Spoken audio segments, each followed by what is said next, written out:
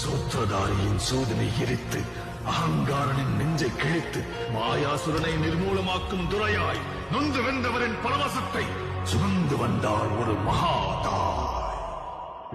கருவினில் என்னை சுமந்து தெருவினில் நீ நடந்தால் தேரினில் ஊர்வலமே அம்மா. ஜோதியாய் ஒரு பெண் எரிமலை ஒன்றை பெற்றெடுத்தார்.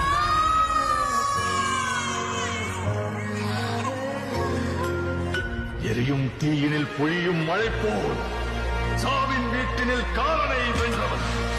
ஆணவத்திற்கு எதிராய் கிளர்ச்சி ரூபத்தில் லங்கேஸ்வரனுக்கு எதிராய் வெள்ளேந்தி நின்றார்.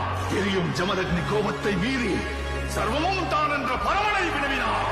சீருகிற சிங்கம் வீரனொருவனின் கதை, வீணை வென்ற வீரனொருவனின் கதை.